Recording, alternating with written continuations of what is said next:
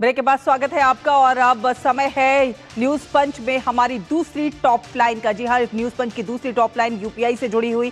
क्या यूपीआई से पेमेंट करने पर अब जेब ढीली होगी? क्या डिजिटल पेमेंट की सबसे आसान और लोकप्रिय व्यवस्था पर चार्ज लगने वाला है? इन तमाम सवालों को लेकर पिछले कुछ समय से जो चर्चाएं चल रही थी, तरह तरह की चर्चाएं सामने आ रही थी, दावे सामने आ रहे थे, लेकिन अब सरकार ने ये तमाम तस्वीर साफ कर दी है। सरकार के मुताबिक यूपीआई पहले की तरह पूरी ही तरह जो है फ्री है और फ्री रहेगा।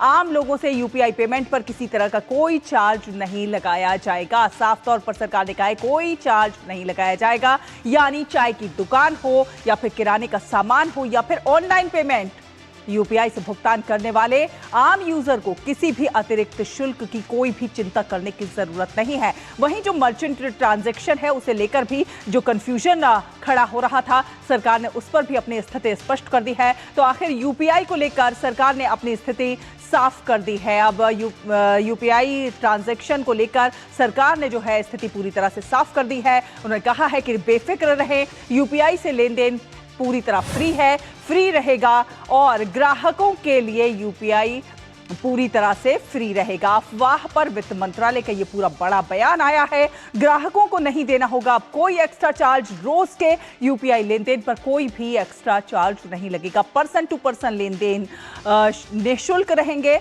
और ज्यादातर व्यापारी लेन देन भी मुफ्त रहेंगे। छोटे छोटे जो कारोबारी हैं उन पर भी कोई एमडीआर लगता हुआ नजर नहीं आएगा।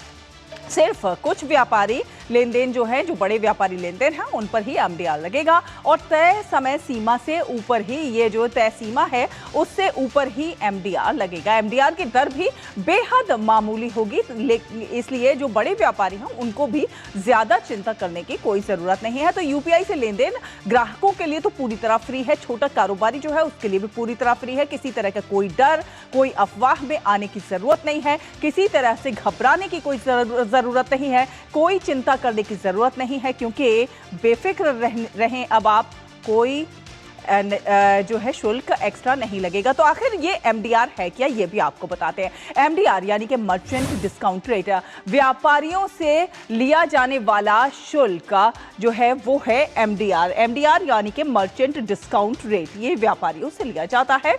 ये व्यापारियों से लिया जाने वाला ये पूरा शुल्क है। डिजिटल पेमेंट प्रोसेस करने पर ये शुल्क जो है वो लिया जाता है। ग्राहक से सीधे एमडीआर नहीं लिया जाता है। डिजिटल पेमेंट प्रोसेस करने पर ये पूरा शुल्क लिया जाता है। जो बड़े व्यापारी होते हैं उनसे ये शुल्क लिया जाता है।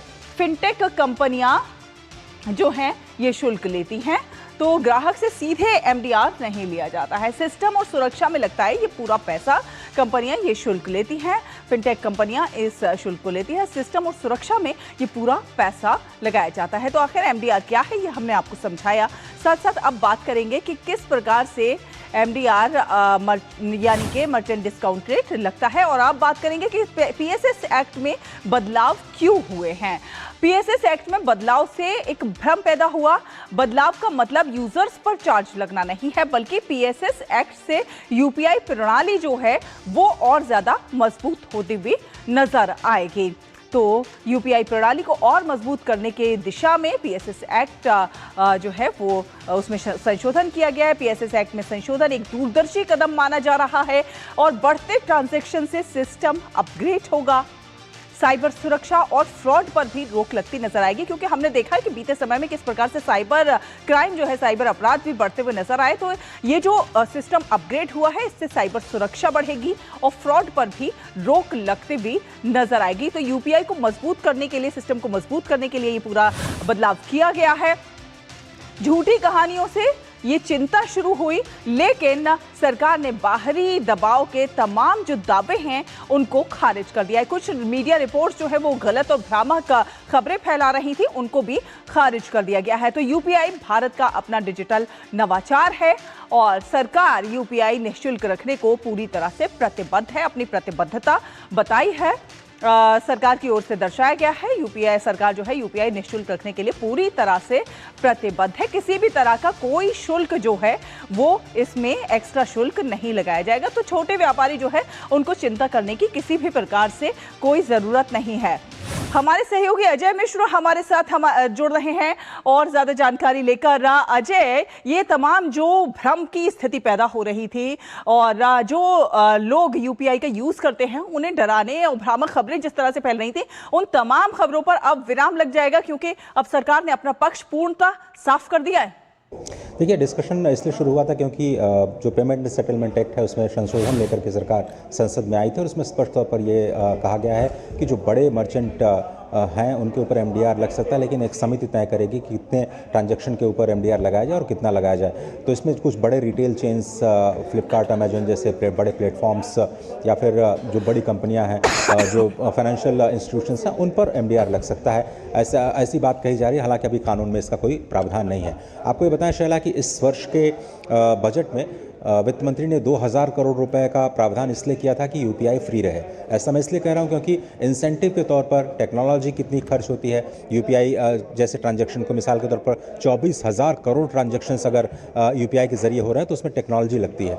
उस टेक्नोलॉजी को और बेहतर बनाने के लिए अभी जैसे यूपीआई में बड़ा बदलाव होने जा रहा है कि आपका नंबर दिखाई देता है जब भी आप पेमेंट करते हैं, तो उसमें कहा जा रहा है कि आप 3 या 4 डिजिट दिखाइए। ऐसे में टेक्नोलॉजिकल चेंजेस करने पड़ते हैं। यूपीआई इंटरनेशनल हो रहा है, उसको सॉफिस्टिकेटेड बनाने के लिए और भी ज़्यादा फुल प्रूफ बनाने के लिए, आपने साइबर सुरक्षा का जिक्र किया, बिल्कुल फुल प्रूफ बनाने के लिए उसमें पैसे लगते हैं।